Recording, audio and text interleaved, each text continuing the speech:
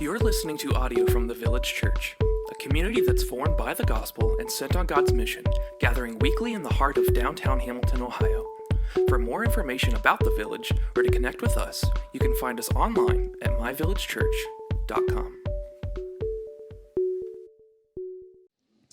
Ecclesiastes 2, starting in 18.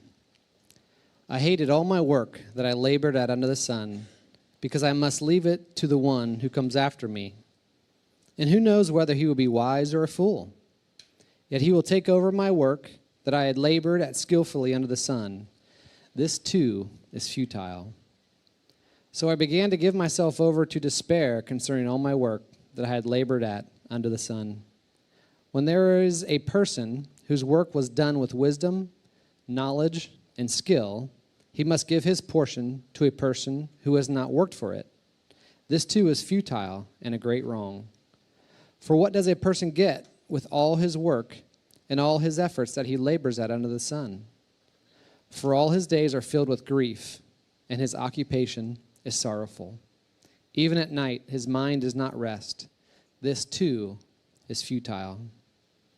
There is nothing better for a person than to eat, drink, and enjoy his work. I have seen that even this is from God's hand, because who can eat and who can enjoy life apart from him? For the person who is pleasing in his sight, he gives wisdom, knowledge, and joy.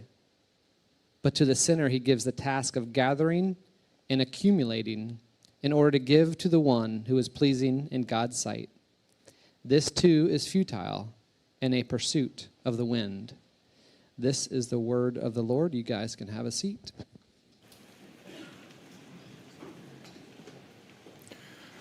Good morning. My name is Michael. I'm one of the pastors here.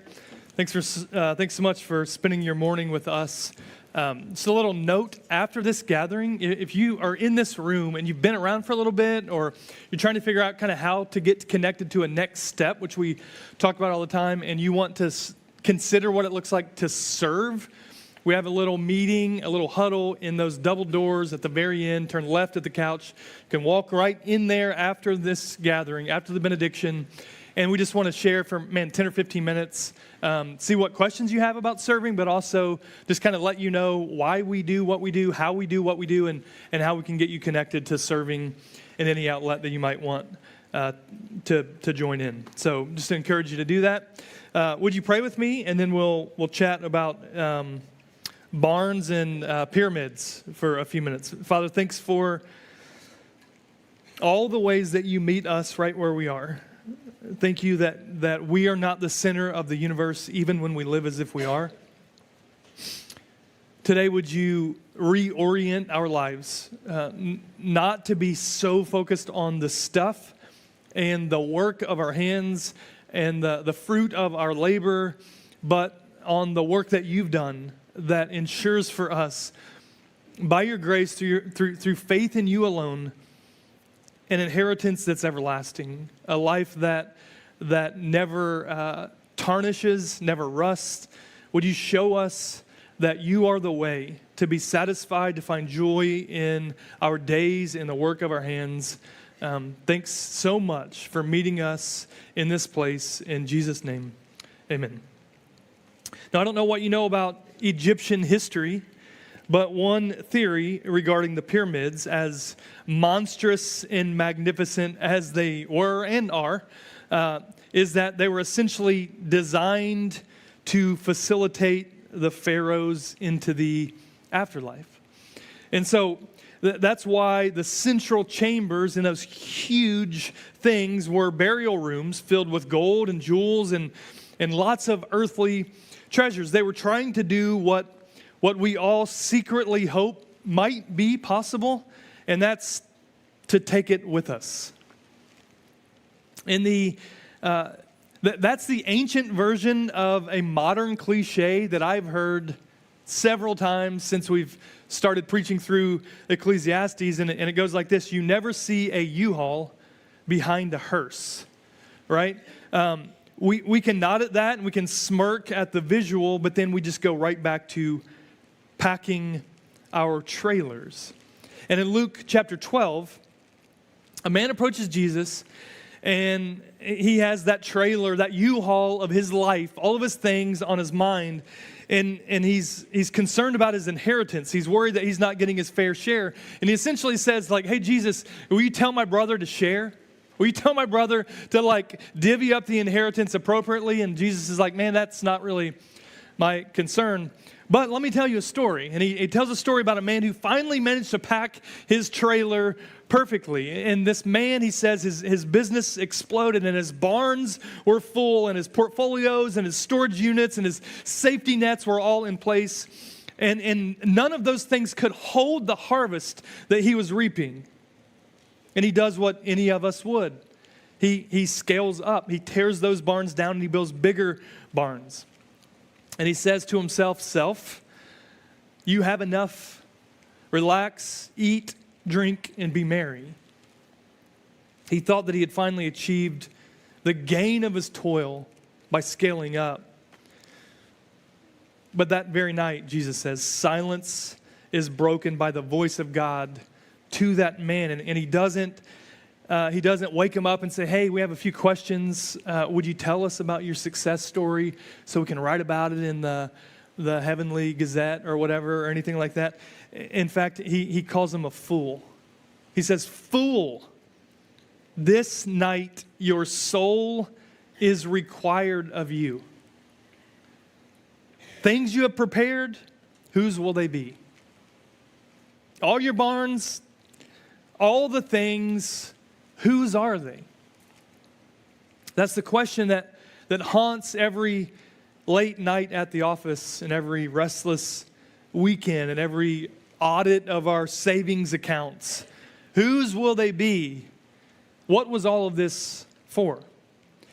Centuries before that conversation with Jesus, there was a teacher, and it's the teacher writing in Ecclesiastes, and most assume it's Solomon, or at least through the POV of Solomon, and he had it all. He was king, and he had all the things. He was standing in the middle of his mega barns, and he had palaces and planted vineyards, and he had amassed much gold and silver. But as he looked at the works of his hands, he did not feel rest. The rest that you might think, if you just had all of those things and things were taken care of, that you would feel. In fact, he felt a rising panic, and he realized that the wind of toil, the wind of the work of his hands was blowing through his fingers, and he could not hold on to a single gust of that wind.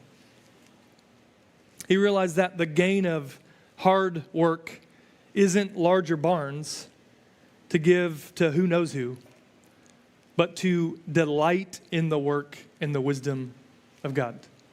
That's the big idea that we're looking at. The gain of hard work isn't larger barns to give to who knows who, but to delight in the work and the wisdom of God.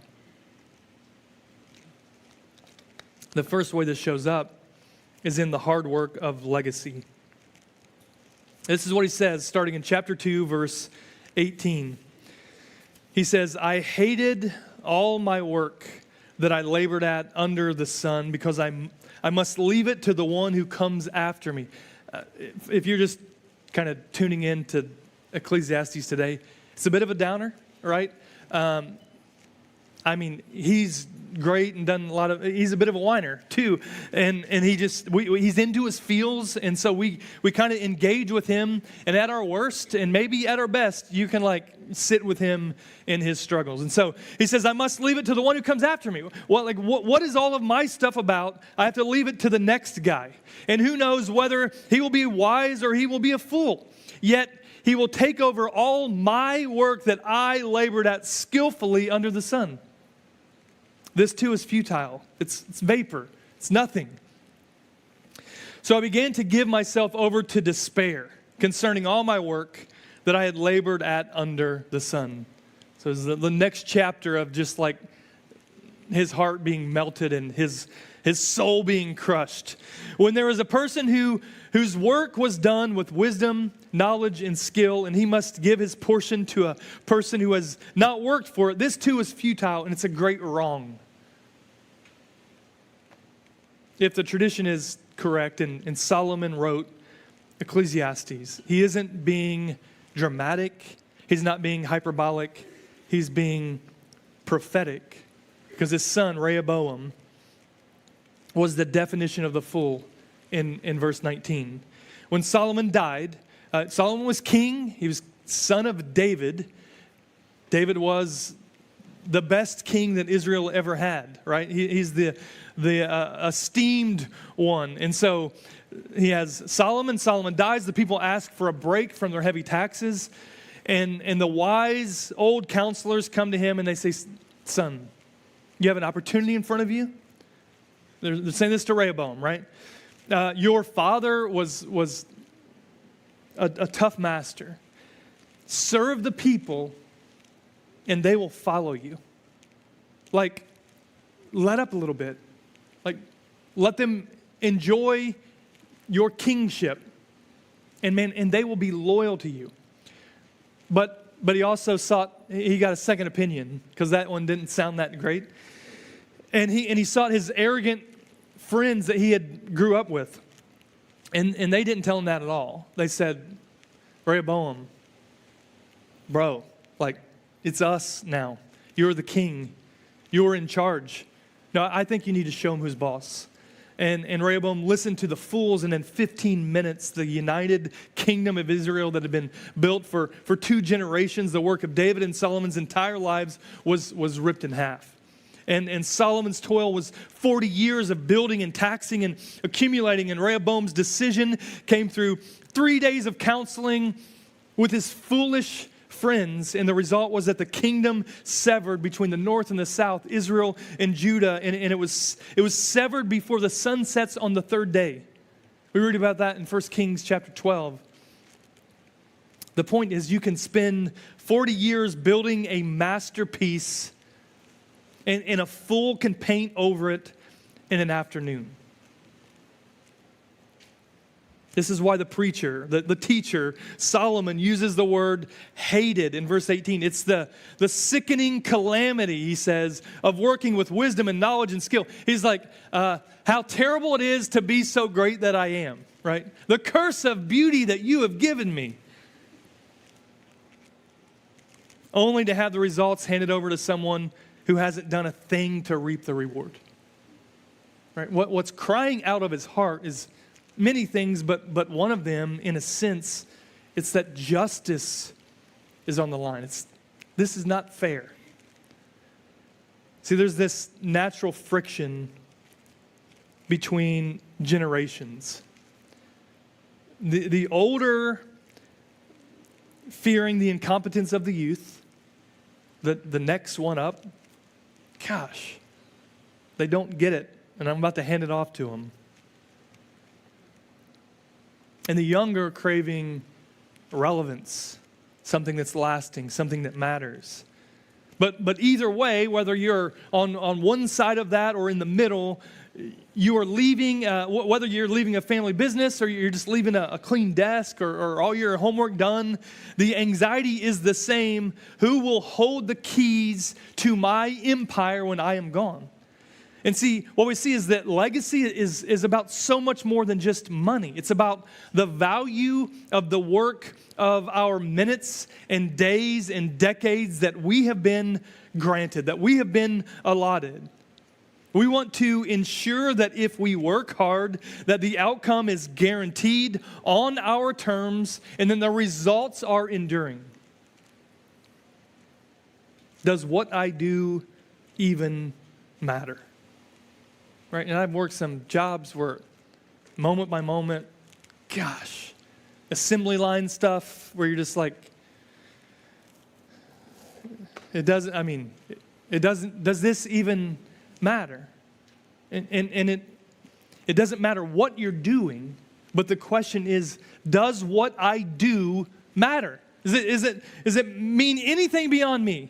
For the employee, it's the work that you've done with skill and knowledge, as he says, and wisdom, and maybe to build a building or a structure or a department or a team culture, but who knows if the new CEO will come in and scrap your 3-year project in a week due to budget cuts. and you didn't make the cut and you got cut.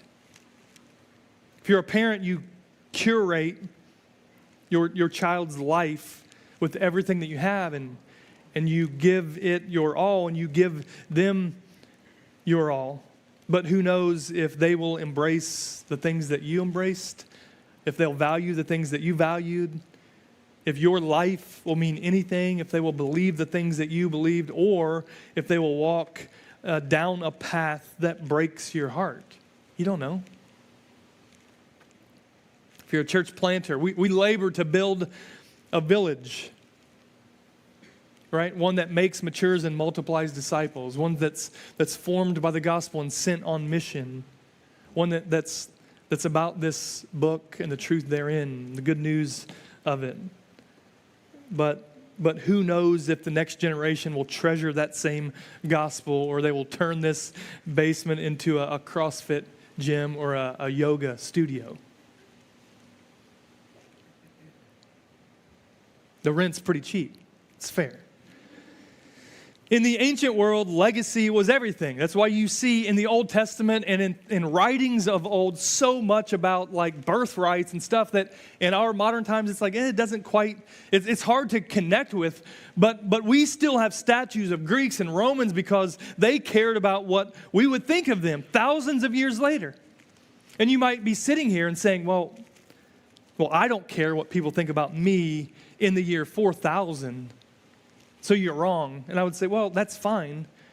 But you sure do care about what people in the year 2026 think of you. So, I'm not wrong. We care. You don't post a picture before looking at yourself in the mirror, right? And again, the older care about a lasting image because they're closer to the end than the beginning. But the younger, they care about a current image. We still care. Both want our work, the things that we do, to mean something, right? To have value, and that's fine. That's a good thing. But it's just not an ultimate thing. So the warning light of our heart is triggered by the idolatry of control. Idolatry is the idea of worshiping something less than God, right? So the idol of control or power or whatever it is, we are trying to achieve a version of immortality by making sure that our work lasts. And if our bottom line, our primary gain in our work is the product or the outcome or the reputation or maybe even the permanent change that you made in this world, I hear all the time, I just want to do something that matters. Maybe what I would say is the gain is doing whatever you do in a way that matters. Right? I think that's what he's telling us. So no matter what it is, we want to do something that matters. But if those are our primary bottom line, then you're living in the state of constant low-grade panic. And we're saying to ourselves, if I build it well enough, then I will be justified. Or if it lasts, then I mattered. And the teacher's saying, no, I gave in. I gave myself over to despair. That's what he's saying. He realized that again, he brings this up, death is the great equalizer. It strips the wise master of the control of his stuff and certainly of the future. So for us, we are working for the barn of reputation or the barn of leaving something for our kids or if we don't have kids, then for what? Then for the next generation, or you're working for the barn of a ministry that will make an impact, that maybe will be talked about for decades, but the text looks at those things and it looks at us dead in our eye and asks, who knows? That's the question. Who knows what will become of all of our efforts? And the warning, if you are exhausted today, it might not be your workload. And I'm not minimizing 5 a.m. and 12 or 14-hour days. It's hard. Not minimizing the desire to be comfortable or secure, right? But the warning is if you're exhausted today, it might not be your workload. It might be the idolatry of legacy that you're worshiping instead of the one true God. We try to carry the who knows of the future on our shoulders. And you're trying to guarantee that your work matters by making it foolproof. But the wind is coming for your barns, and there's nothing you can do to stop it.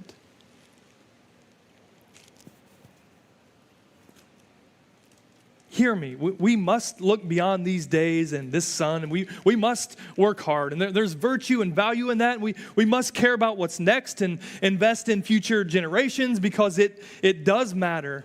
It's not for nothing. Your days and your moments are not for nothing, but it's also not everything. And that's the heartbeat of the cry of these pages. If your legacy is your everything, then your heart can never be at rest. The second thing we see is the hard work of restless sorrow. For what does a person get with all his work and all his efforts that he labors at under the sun? For all his days are filled with grief, and his occupation is sorrow. Even at night, his mind does not rest. This too is futile. The preacher moves from kind of the external problem of inheritance, stuff, to the internal toll on the heart. Think about how you have been wired for this, primed for this.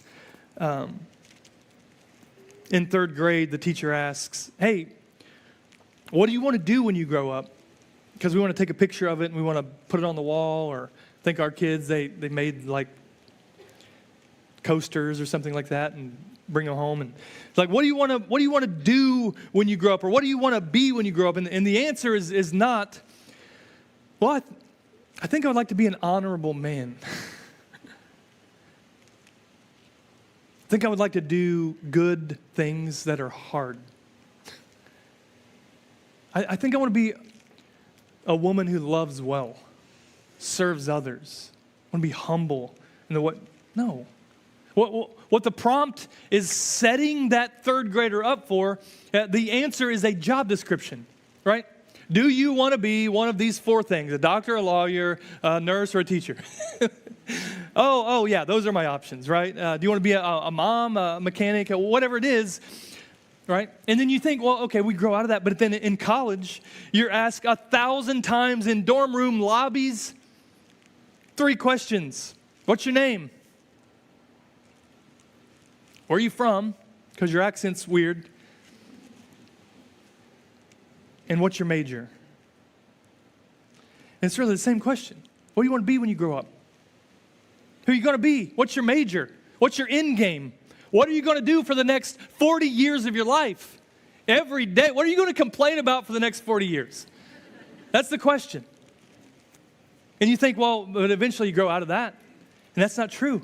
As an adult, it's the first question. You sit down at dinner with someone, or like after you're parallel walking with someone and you get past the weather, then it's like, okay, well, so what do you do? It just comes out. What do you do? Who are you?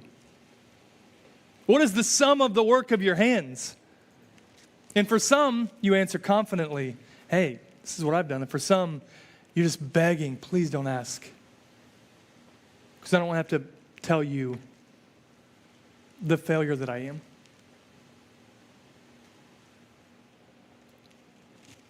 For what does a person get with all his work?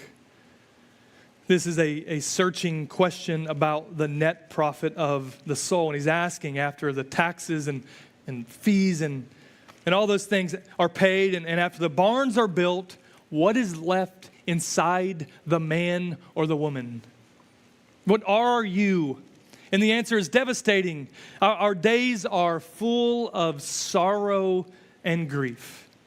And if he's to be trusted, someone who had it all, those are not occasional visitors, those are constant companions. Even in the night, his heart does not rest, right?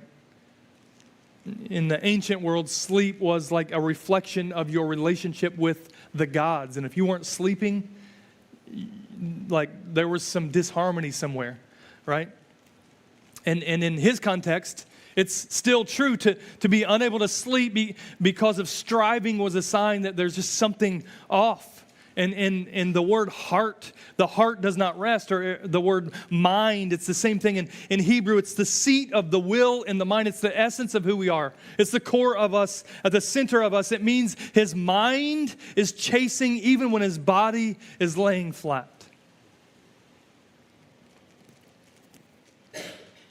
This is where the wind of toil starts to feel like a hurricane force wind blowing through the homes of our heart. They say you can tell what someone's God is by what keeps them up. Right? What are you wrestling with at 3 a.m.? And look, this list could go on and on and on, but just if your God is success, then you lie awake rehearsing the presentation. And if your God is approval, then you lie awake replaying conversations where you felt judged. And if you could just, gosh, if I could have just said this instead of this, then what they're thinking of me right now might be different. I could change their perception of me. Or if your God is control, then maybe you lie awake trying to solve problems that belong to next month, or in this case, next generation after you're gone.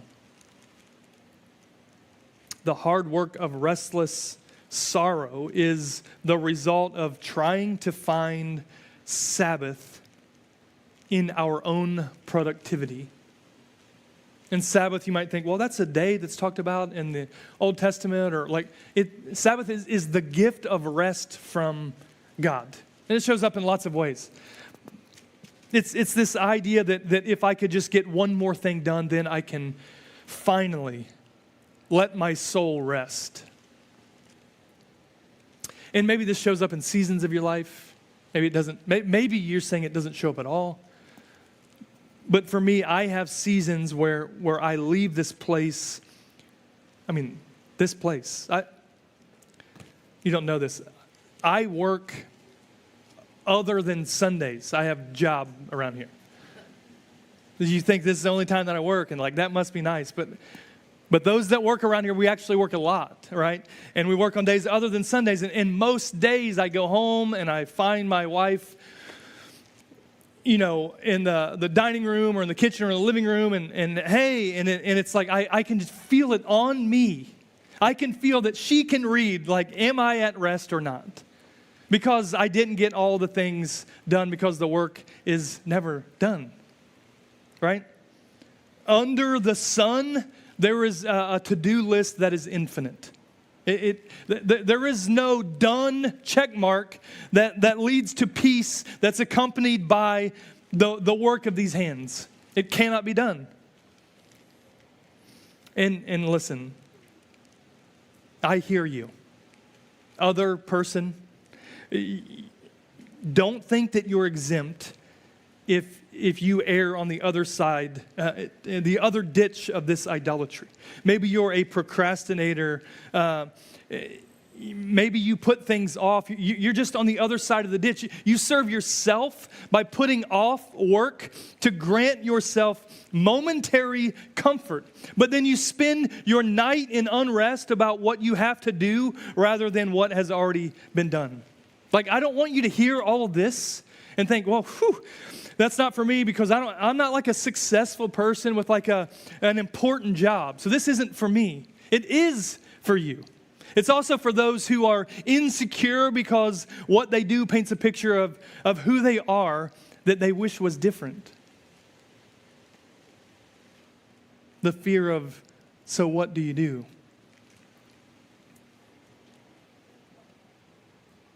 We talk about this every week here, but we live in the most restless era in history, and life it's easier than ever.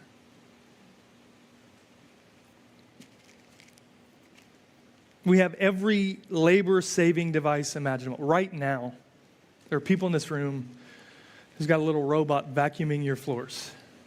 Right now. It's doing it right now. So when you get home, no dog hair. Try explaining that to a Roman in the first century. And look, and then tell them how bad your day is.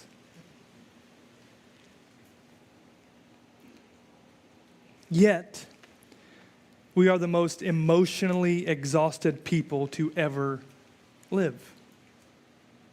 And we haven't just brought our work home, but we've made our work our identity. And the overlap consumes us. So when your identity is tied to your toil, the work of your hands, then a bad day at work isn't just a bad day. It's an existential crisis that creeps into every part of your life. Our hearts cannot rest because our barns are never quite big enough to make us feel safe. Those in my community group and some friends of mine, they know that for me this shows up in writing sermons. And my worst fear is that it's Friday and I'm like, I don't know. Right? I heard of someone that's like, oh, I write on Fridays. I'm like, you write what on Fridays? Like, what? Yeah, I'll get to it like I'm worried about a sermon that I'll preach 4 weeks from now, right? Today, right now, I'm worried about it. What it reveals about me is this need for the buffer. So I'm just unsettled. And then I think to myself, yeah, like heading into Ecclesiastes, I was 2 weeks ahead. But man, I wasn't 3 weeks. And it would be really nice to be a full month ahead. And look, there's nothing wrong with that. But that is a reflection of what it is that I'm trying to find my rest in. And my guess is if I had 6 months, sermons framed, intros written, then I would be like, that's great, but like, gosh, 6 months. Whew. That will never happen. Don't worry. We talk a lot about resting in Christ, and we should, like he is our rest. But this passage shows us why it's so hard, because we're addicted to the sorrow of our own striving. It's as if we like it. That's why he says, I leaned into it fully. The sorrow of my striving. We feel like if we stop worrying, then the world will stop spinning, or maybe even just our world will stop spinning. We have forgotten that we are creatures, not the creator. And when we forget that basic reality, then we try to fill we try to fill the roles of redeemer and sustainer.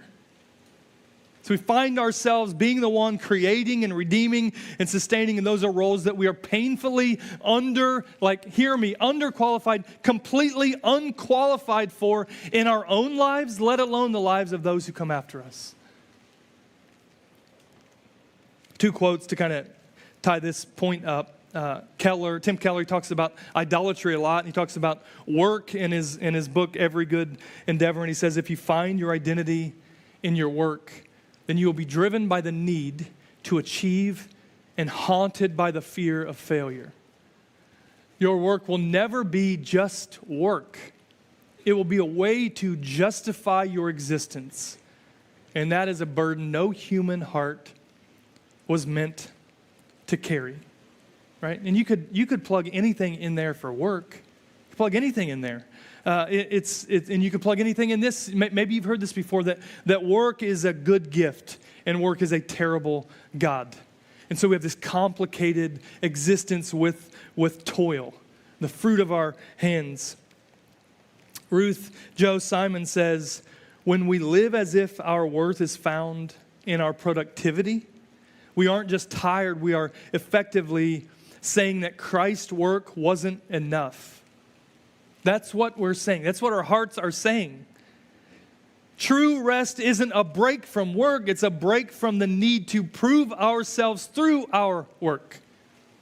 So don't hear me and hear all this and be like, honey, I'm quitting my job. That is not what this...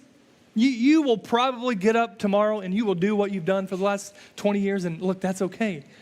My hope is that you just view it a little differently. The third thing is this, the hard work of pleasing God.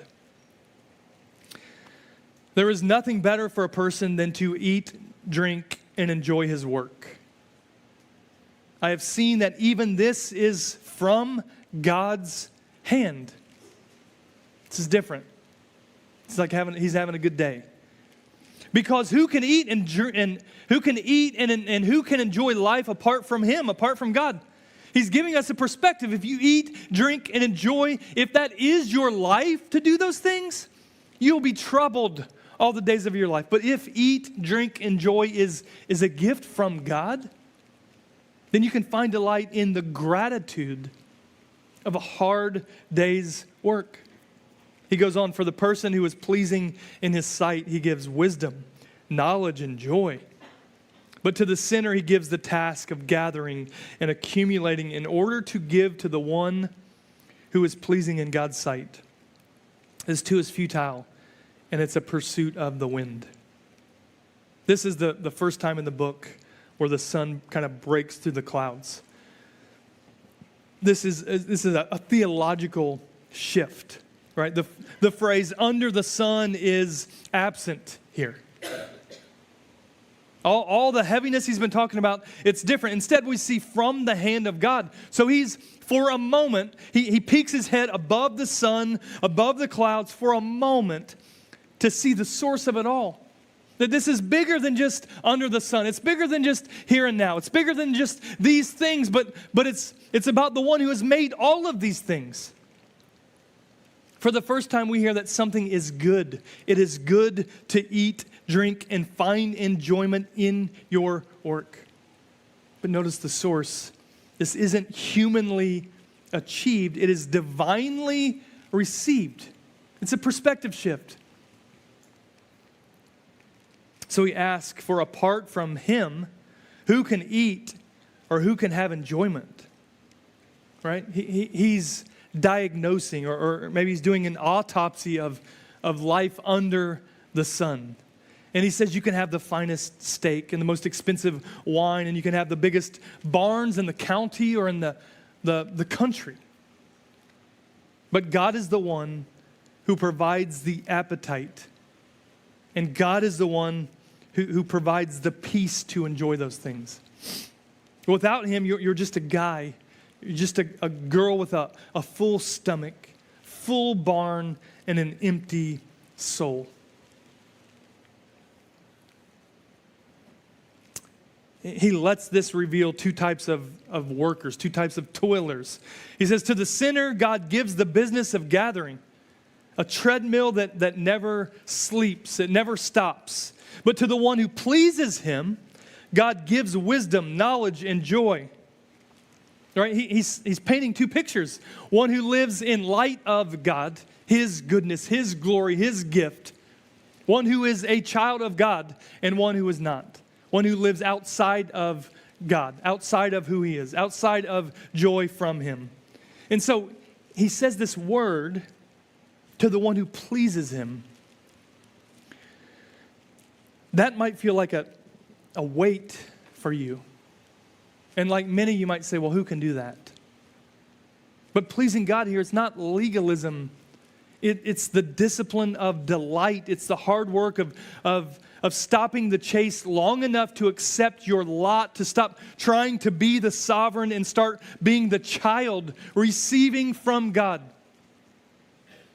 This is the gift of our ordinary, the gift of the day in, day out. The true gain of your work is not the promotion. It's not the bonus. It's not stock options.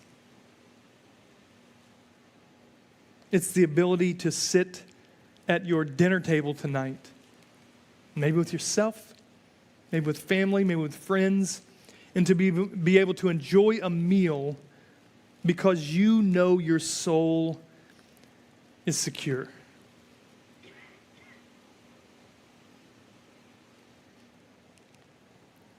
To be able to just sigh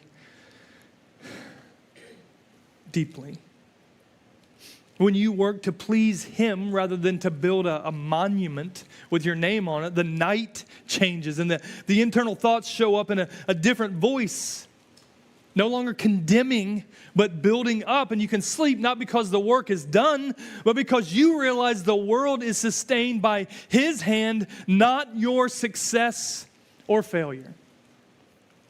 So the question is, how do we please Him?